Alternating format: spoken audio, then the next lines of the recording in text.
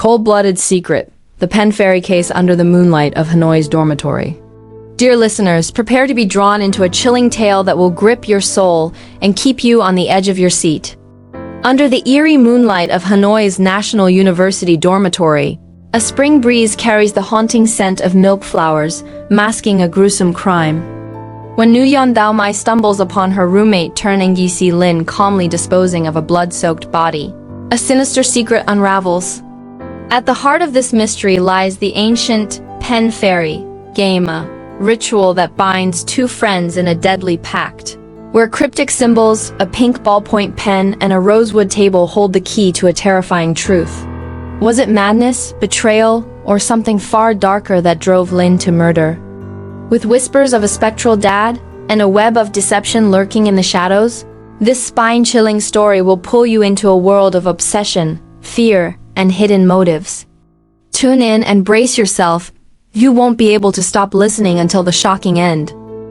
A cool spring breeze in April swept through the dormitory of Hanoi National University, carrying the faint scent of milk flowers, soothing the stifling atmosphere of that fateful morning. When Nguyen Thao Mai pushed open the door, she found Trần Ngọc Linh quietly cleaning up a corpse. Lin carefully lifted the stiff body from the cold cement floor, struggling to place it on the rusty iron bed in the cramped dormitory room. She meticulously pulled a thin blanket over it, concealing the crime that had just taken place. 3 large packs of tissues had been used up to wipe away the bloodstains splattered across the floor, the brick walls, and the crumpled bedsheet. The blood-soaked tissues were stuffed into the toilet, flushed down in 7 batches, the sound of rushing water drowning out the deathly silence.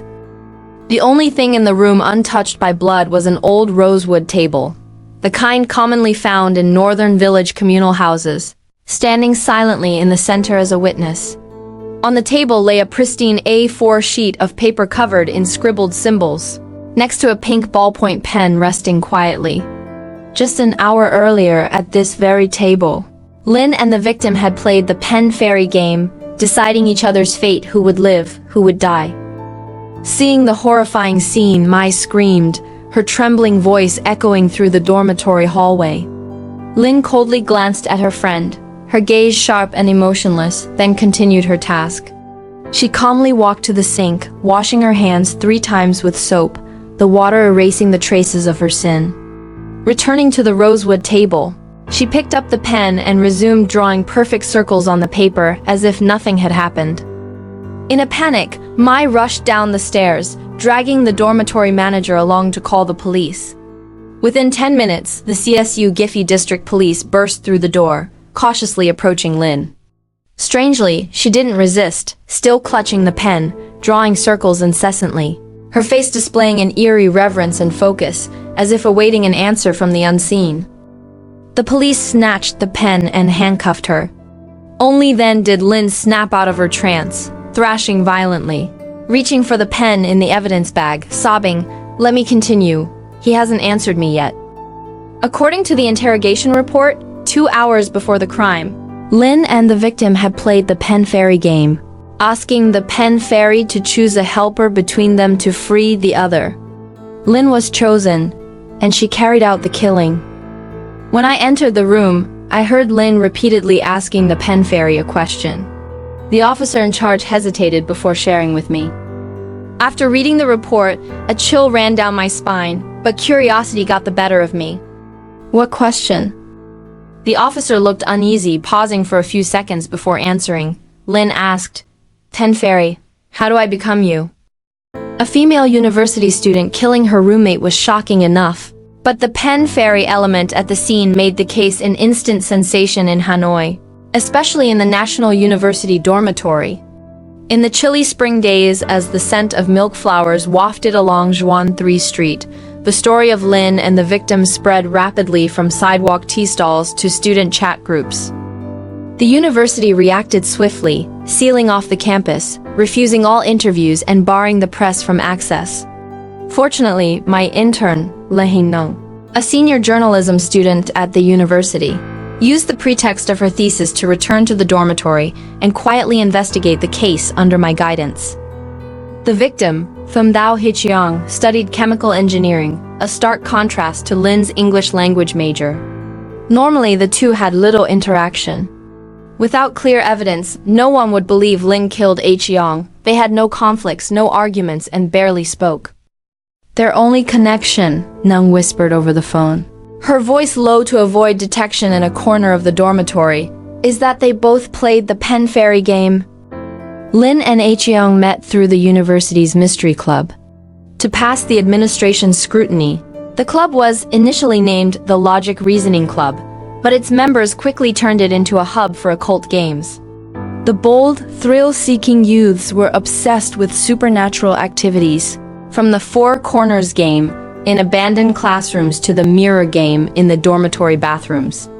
They even organized nighttime expeditions to reputedly haunted places like My Dutch Cemetery or an abandoned house on the outskirts of Jialam. Hichiang, the club's vice president, led these ventures from the forest behind the school to rumored haunted houses. That is, until 3 months ago when Lin, a second-year student, joined the club. Unlike other new members, Lin showed no interest in expeditions.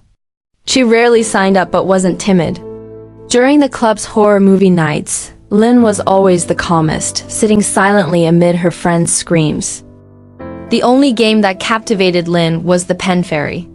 She once shared during a club meeting that she joined to find someone to play it with her. But the pen fairy game was old-fashioned, less thrilling than newer rituals like spirit summoning or a Ouija board. Most members had tried it and grown bored, so no one wanted to join Lin. Only Hichiang, out of her duty as vice president, occasionally indulged Lin, performing the pen fairy ritual with her in the dormitory's shadowy corners under flickering fluorescent lights. Hurry up and find out why Lin was so obsessed with the pen fairy. I realized this was a breakthrough.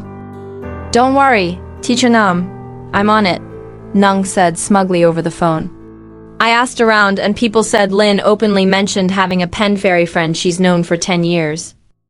A pen fairy friend? This was beyond my imagination. Putting aside whether the pen fairy was real, how could someone befriend one? There's more. Nung's voice dropped, as if she'd just thought of something terrifying. Lin called that pen fairy friend Dad? The bizarre term sent a shiver down my spine, a creeping dread spreading through me. The spring breeze carried the faint scent of milk flowers, but it couldn't dispel the chill in my heart. Was Lin's mental state truly stable? Imagining a pen fairy friend and calling it Dad, what kind of deranged thinking was this? But only Lin knew the answer. I returned to the CSU Gifi District Police Station to meet Lieutenant Nguyen Vindananongnan, the officer in charge. He refused outright. No way. Before sentencing, no interviews with the suspect. Ask me anything instead. Fine, we go way back, so I won't hold back, I said, sitting across from Hong's desk, casually asking, what's the deal with Lin's dad? Dad? Hong looked up, surprised. Our investigation shows Lin's father died in a traffic accident 10 years ago when she was in elementary school in Taibi Nun. She grew up in a single-parent household. 10 years ago? That matched the timeline of Lin's pen fairy friend. Perhaps after her father's death, Lin couldn't accept the reality and channeled her emotions into the pen fairy game, imagining a friend to replace her father.